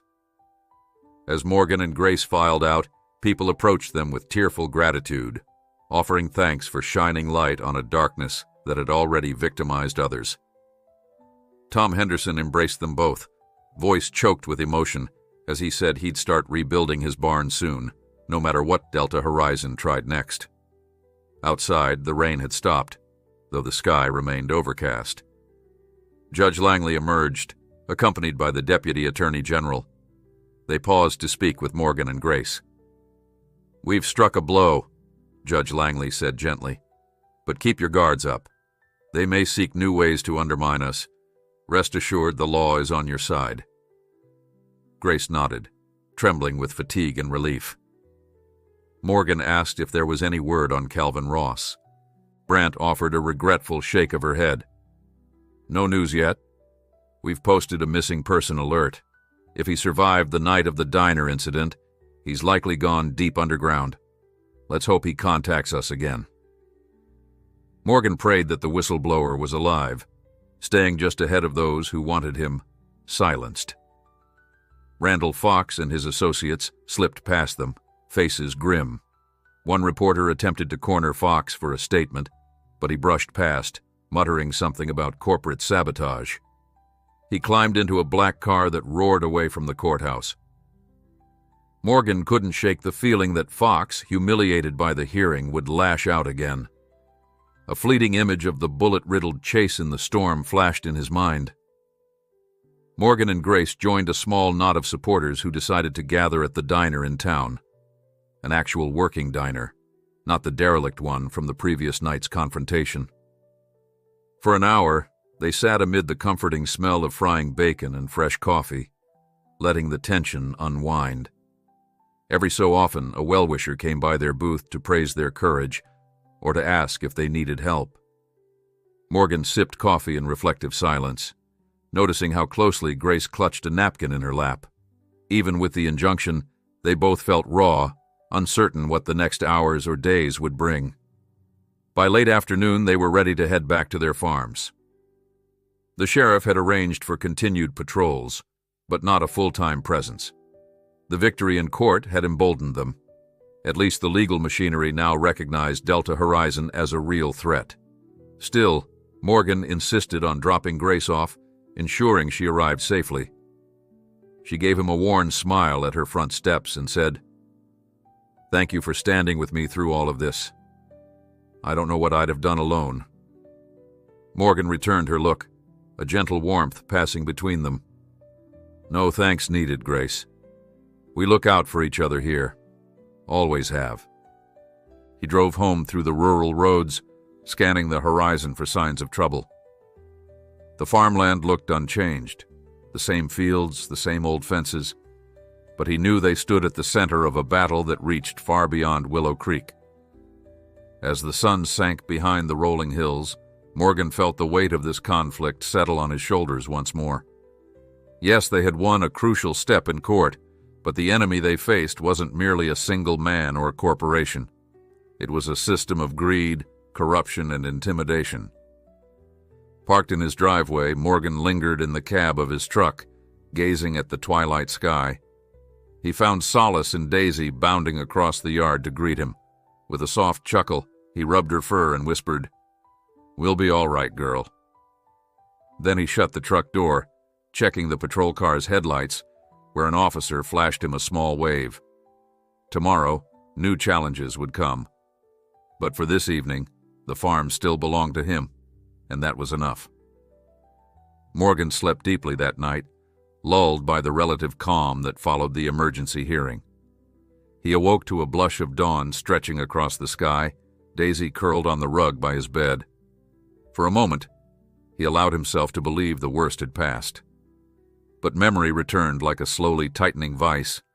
The barn fire, the bullet-riddled chase, the forging of documents. The injunction was only a beginning. He knew Delta Horizon still lurked, with more resources than a single court order could tame. He rose, dressed, and stepped onto his porch, inhaling the morning air with measured care. The deputy's cruiser idled near the gate, as it had through the night. Morgan gave a wave, receiving a polite nod in return. Life on the farm couldn't pause, so he collected Daisy and set about feeding the animals. The cows ambled over, expecting their usual morning routine.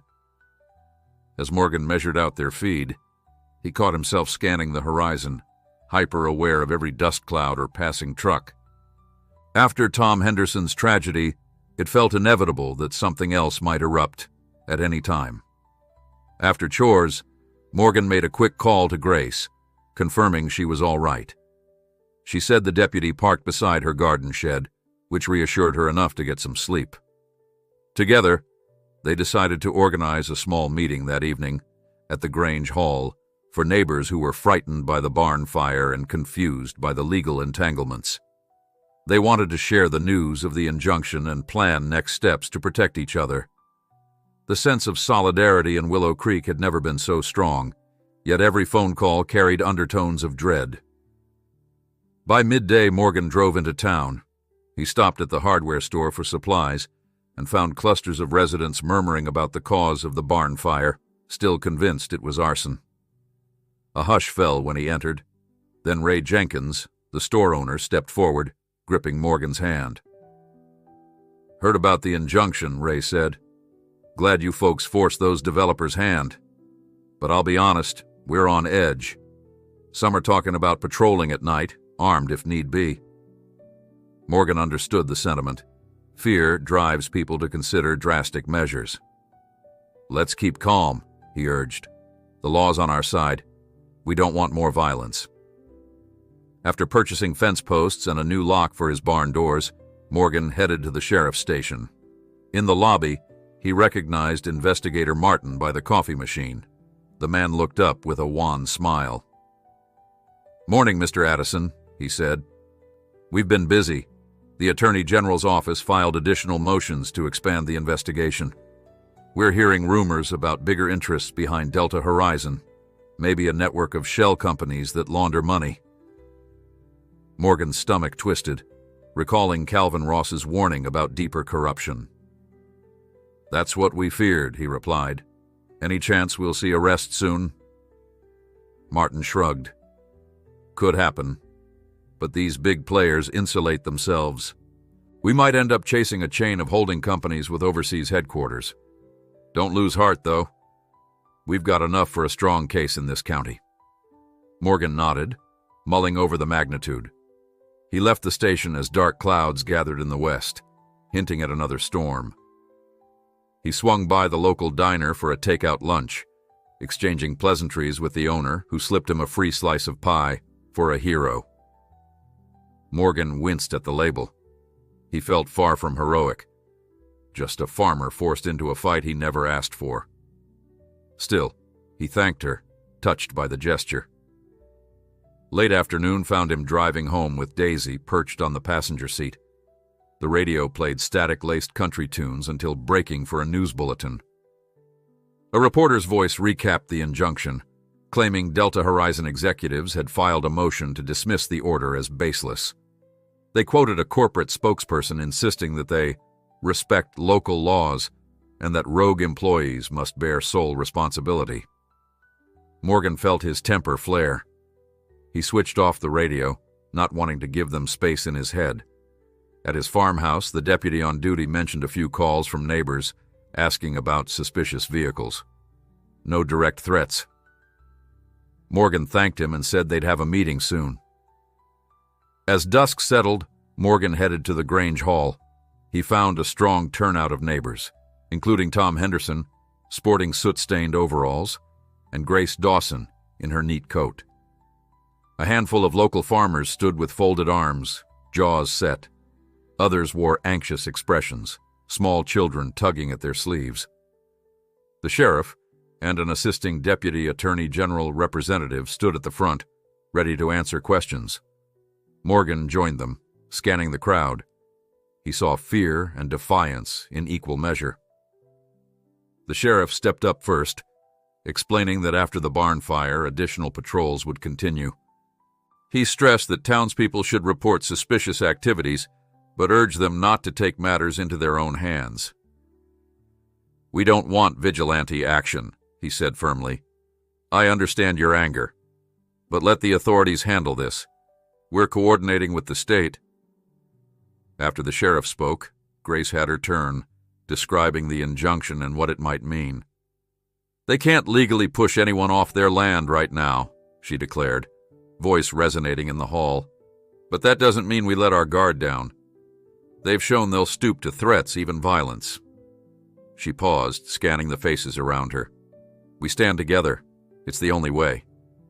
Next, Tom Henderson received a microphone. In a quiet but resolute tone, he urged the crowd not to give up. "My barn is gone, but I'm still here. I'll rebuild, thanks to so many of you who came to help. That's Willow Creek. We look out for each other.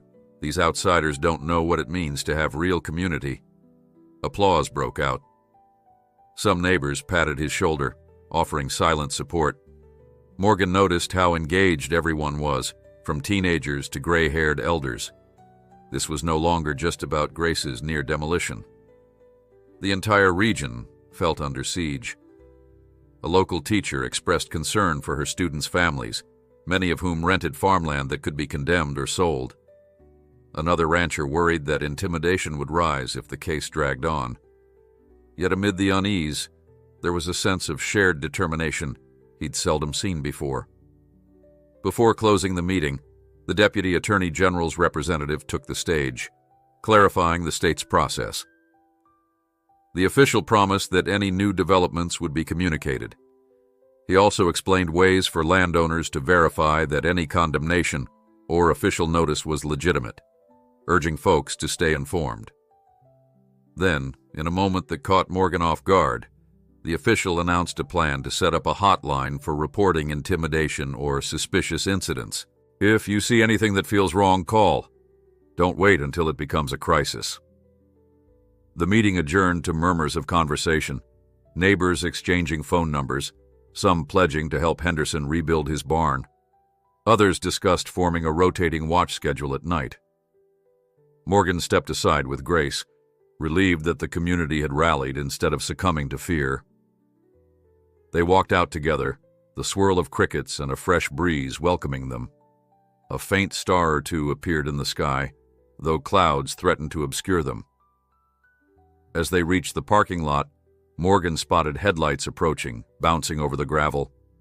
A dusty sedan pulled up, and a figure climbed out, a middle-aged woman with short hair, her cheeks streaked by the day's grime. She looked around nervously, scanning each face until her eyes landed on Morgan and Grace. She hurried over, voice trembling. "I'm sorry to interrupt. My name is Rhonda Givens. I lost my farm 2 months ago. They told me it was condemned for a highway expansion. I had nowhere to go, so I left." Grace and Morgan exchanged a startled glance. This was the first time they'd met someone who had actually lost land in that manner. Rhonda's eyes brimmed with tears.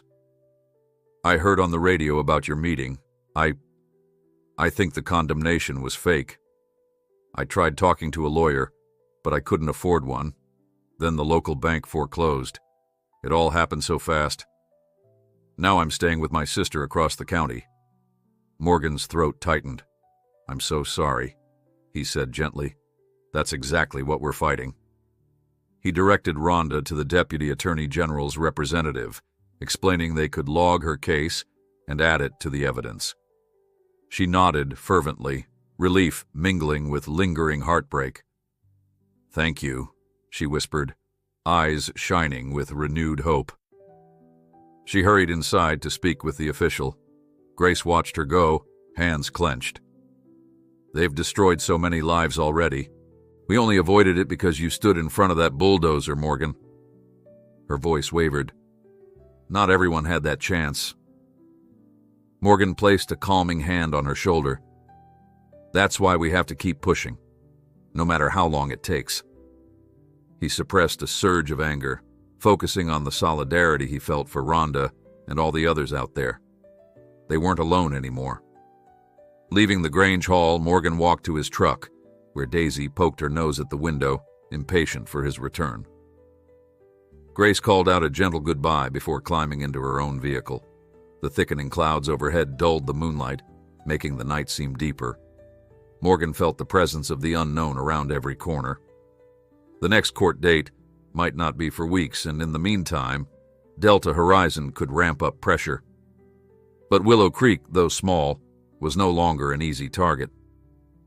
Between the growing evidence, the injunction, and the unwavering spirit of the locals, something larger than fear was building here, a real defense of their rights. Morgan drove home, headlights cutting across endless fields. He thought of Rhonda, forced off her land, and of Calvin Ross, the whistleblower who'd vanished after risking so much. He wondered if the storm clouds in the sky were a sign of more turmoil, or the promise of a cleansing rain that might wash away the stains of corruption. Recalling the hush in the Grange Hall when Tom Henderson spoke, Morgan sensed that the community's resolve was forging a bond stronger than anything Delta Horizon expected. No matter what came next, Morgan and Grace and their neighbors would stand together, refusing to be driven from the land they loved. He parked at the farm, stepping into a rising wind. The deputy's car remained as a silent sentinel by the fence. Daisy hopped out, sniffing the air. Morgan gazed across his acreage, lit faintly by glimpses of moon through cloud breaks. Tomorrow he'd face more chores, more calls, maybe more threats. But for tonight, he allowed himself a moment of stubborn pride. They were farmers, ranchers, shopkeepers, teachers, yet they had brought a mighty corporation to heel, if only temporarily. Perhaps that, in itself, was a victory worth savoring, even amid the darkness. Morning arrived beneath a low, rumbling sky, promising another day of unsettled weather. Despite the uneasy hush of the wind through the trees, Morgan rose with a quiet sense of purpose.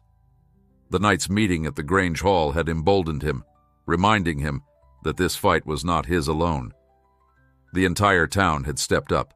Farmers, families, business owners. They understood that Delta Horizon's intimidation threatened them all, and in unity, they found resolve. He made coffee on the old stovetop, listening to Daisy's excited nails clicking on the kitchen floor. Outside, the deputy on duty gave a brief wave from the cruiser, then drove off, replaced by another policeman with a tired smile. Morgan understood how hard it was for the sheriff's department to maintain round-the-clock watch over multiple farms. Yet every officer who arrived showed the same determination to protect Willow Creek. Morgan felt grateful, though he still caught himself glancing at the road, anticipating the roar of an unknown engine or the glint of tinted windows. After breakfast, Morgan phoned Grace. She answered on the second ring, sounding just as alert as he felt. "All's calm here," she said. "I'm about to check my fences. The deputy offered to walk the perimeter with me." Her tone carried a weary humor at the notion of an armed escort for simple chores, but she refused to let fear rule her life. Morgan approved. "Stay safe," he murmured, then hung up, wishing again that Calvin Ross would reappear with more evidence, something that could shut Delta Horizon down for good. Just as he slipped on his boots to head out, his phone rang again. This time, the voice on the line belonged to a local journalist, Amanda Hayes, who worked for the county newspaper. Morgan knew her in passing but had never given an interview before. "Mr. Addison," she began politely, "I'm doing an in-depth piece on what's happening in Willow Creek. Could I come by later for a chat?"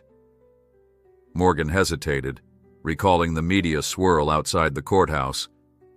But the community needed truth, and the world needed to see how farmland was being threatened. After a brief pause, he agreed. They settled on late morning. Morgan spent the next hour tending to the animals, each routine motion tinged with vigilance. The new lock he'd installed on the barn clanked reassuringly under his hand. At any sign of a vehicle approaching, Daisy's ears pricked. Once Morgan caught sight of a dust trail far down the road, only for it to vanish before he could identify the car. Though his nerves jangled, no threat materialized. The dark shapes beyond the horizon might have been illusions, conjured by tension. Still, he reminded himself, illusions sometimes revealed real danger. By 10 o'clock, Amanda Hayes pulled into the driveway in a modest sedan. She was younger than Morgan expected, perhaps in her late 20s, wearing a worn leather jacket and carrying a notepad under one arm. She greeted Morgan politely, giving Daisy a friendly scratch behind the ears.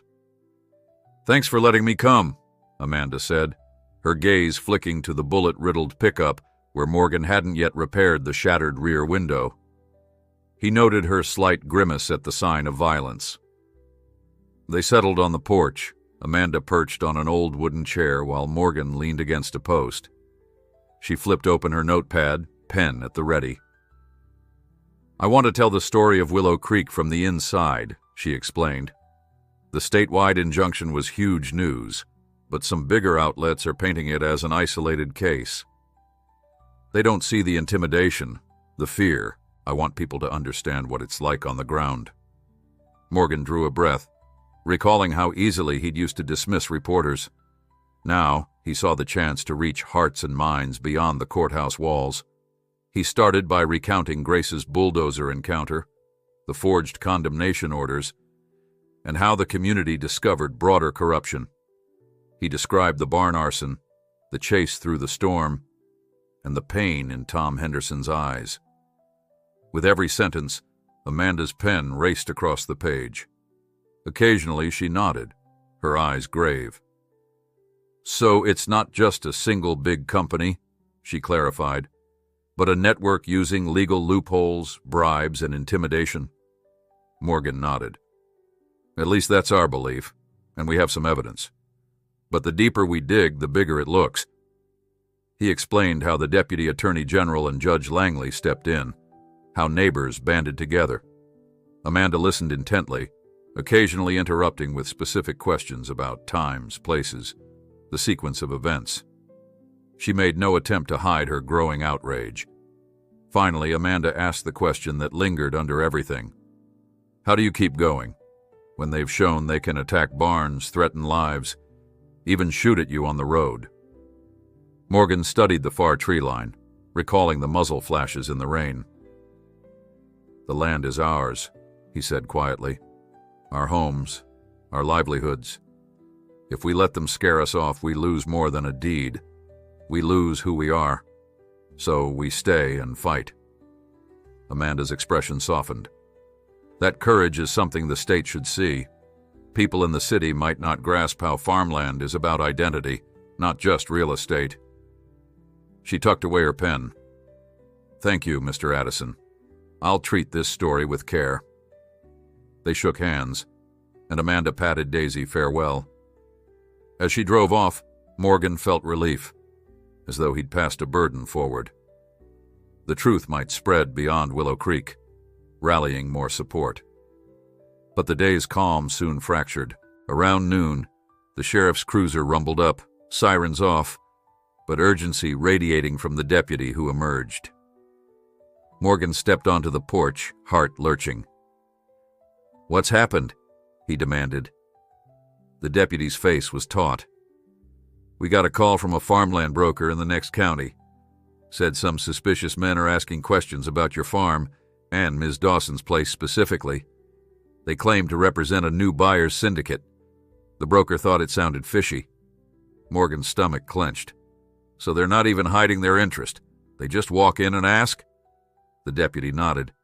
We're trying to track them, but if they come here, call us immediately. Morgan thanked the deputy. Anxiety knotted in his chest. After the man left, Morgan considered contacting Grace. She was probably safe. Her deputy would have told her. Still, he grabbed the phone. I heard, she said before he could speak. The sheriff told me. We're staying indoors, door locked, but I'll keep the phone close. You do the same. The tension in her voice stabbed at him. This was no way for Grace or any elderly widow to live. He forced himself to remain active, replaced a fence post, stacked hay bales in the barn. Daisy trotted alongside, responding to every distant engine with a low growl.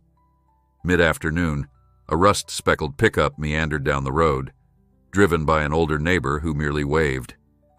Morgan exhaled in relief as the truck vanished into a shimmering horizon. The day progressed with no direct confrontation, but the sense of threat pressed heavily. As evening approached, the storm clouds that had gathered blew in with a vengeance. Thunder rumbled and flashes of lightning bathed the farm in stark light. A stinging rain began, sweeping across the fields. Morgan found himself restless, pacing inside the farmhouse. Daisy whined, unsettled by the flickering gloom. He debated calling Tom Henderson or Ray Jenkins to confirm they were safe, but he felt exhausted by the constant phone calls. Instead, he tried to read an old farming magazine, but the words blurred. Fear prickled along his spine at every roll of thunder. At 7, the sheriff called to say that 2 men matching the broker's description had left the next county and hadn't reappeared in Willow Creek. They might have turned back, he suggested. Morgan appreciated the update, though he sensed it was less certainty and more an attempt at comfort. With the storm raging, it seemed unlikely anyone would attempt something tonight. Morgan heated a pot of soup, shared bits with Daisy, and tried to relax. Each lightning strike rattled the windows, reminding him of that terrible chase with the SUV. But no headlights appeared on the road. A couple of hours later, while Morgan sat in the dimly lit living room reading by lamplight, his phone buzzed. It was the Attorney General's office. A polite assistant explained they were summoning Morgan and Grace to the county courthouse again in 2 days' time. We have new leads, the assistant said, and the judge wants to accelerate certain proceedings. Your testimony could be pivotal. Morgan's stomach turned to knots once more. I'll be there, he said. Another flash of lightning lit the room. The call ended, leaving him alone with the swirling storm. There was no turning back. The fight demanded more testimony, more risk. That night, he lay awake for a long while, Daisy at the foot of the bed, the thunder a steady drumbeat outside. He turned the chain of events over in his mind. A near demolition, a chase in the storm, a barn burned to cinders, the forced displacement of farmers like Rhonda Givens, and the disquieting possibility that bigger powers lurked behind Delta Horizon. He'd seen how corporate greed could become a hydra, sprouting new heads each time one was cut off. Yet in the hearts of Willow Creek's citizens, he recognized a steadfast defiance.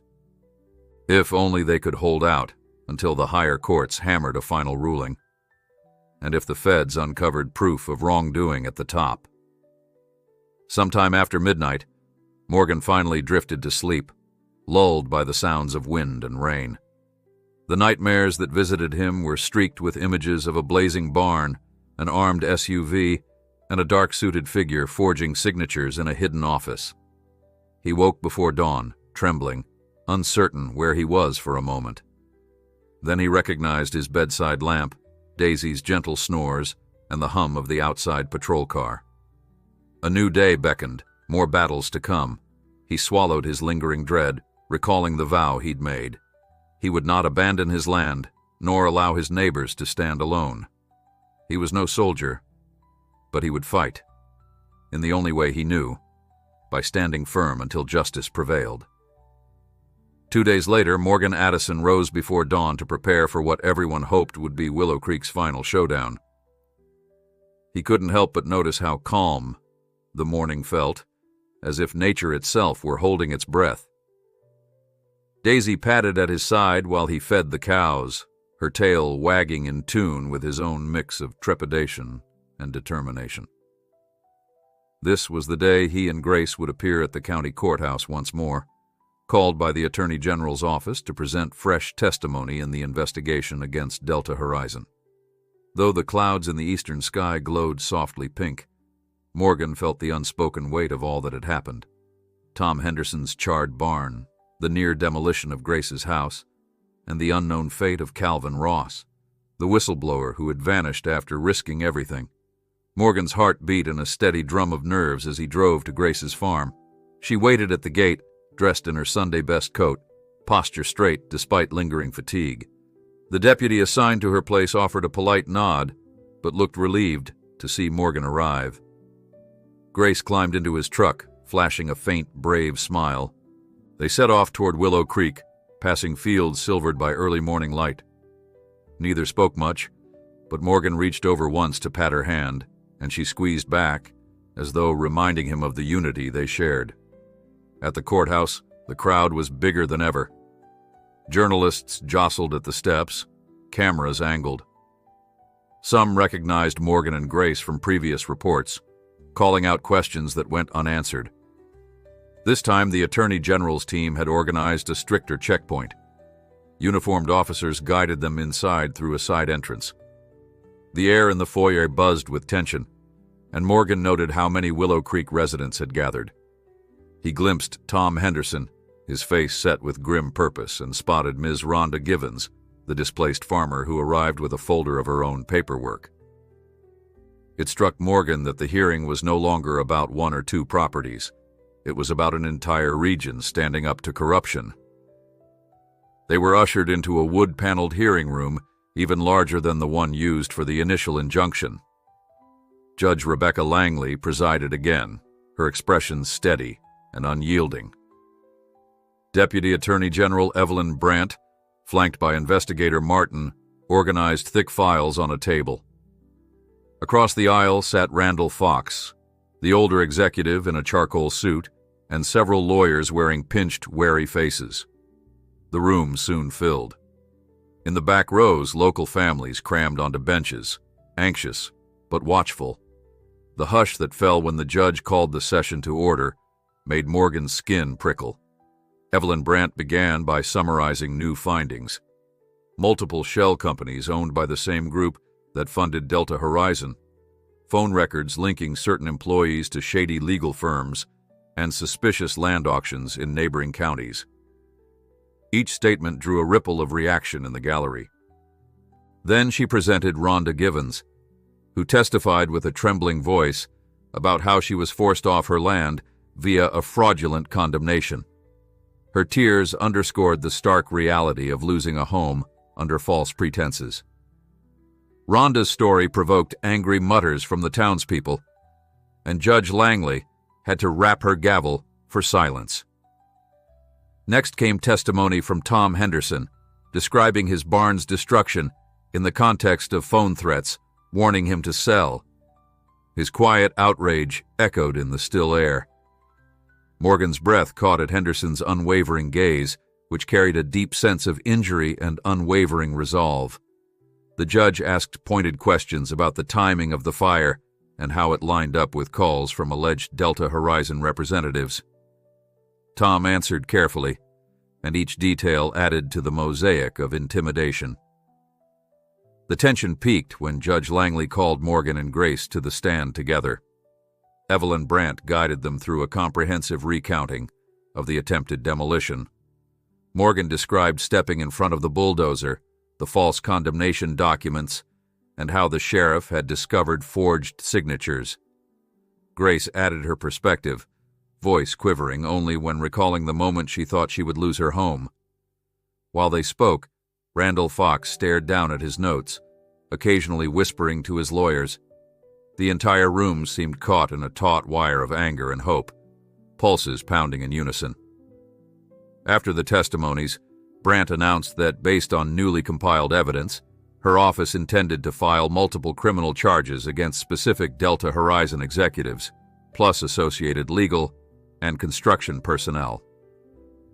She proposed that Judge Langley expand her initial injunction into a full restraining order, barring any entity connected to Delta Horizon's network from touching farmland in the state unless cleared by a stringent review. An undercurrent of excitement swept through the gathering. This was the biggest legal action Willow Creek had ever witnessed. Randall Fox's lawyers rose, strenuously denying the allegations. They blamed rogue elements, forging ahead with claims that Delta Horizon was a victim of malicious rumors. But their arguments faltered when Brandt revealed a damning piece of new evidence. Phone recordings from a whistleblower that mentioned Fox directly authorizing urgent forced acquisition in Willow Creek. The entire courtroom went still, as if everyone drew a collective breath. Judge Langley's face hardened, and for a moment Fox's composure slipped. He tugged at his tie, eyes flicking around as though seeking escape. Then the door at the back of the courtroom opened unexpectedly. Heads turned to see a bedraggled figure step in, guided by a plainclothes officer. Morgan's heart soared. It was Calvin Ross, the missing whistleblower. He wore rumpled clothes and appeared thinner, but his presence sent a buzz of shock through the attendees. Some gasped, while Brandt and Martin exchanged stunned, pleased looks. Fox's expression went pale.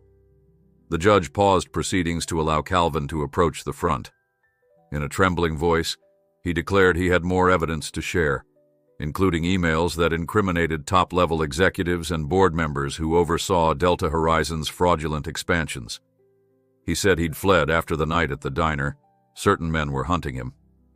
Only when state investigators guaranteed him protection did he dare re-emerge. The hush in the room deepened, every person realizing that this moment could seal the fate of Delta Horizon. Randall Fox's lawyers attempted to block Calvin's new statements, citing procedural irregularities. Judge Langley brushed that aside, ordering that Calvin's evidence be formally accepted. The tension broke into murmurs of astonishment. Calvin, despite his fear, answered a series of questions from Brandt, confirming the chain of command that led to the tactics used against Willow Creek Farms. The heartbreak and guilt in his eyes spoke volumes about the cost of exposing the truth.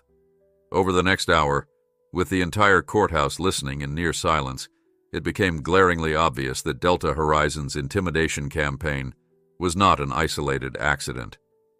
Even the older executive in the charcoal suit looked rattled.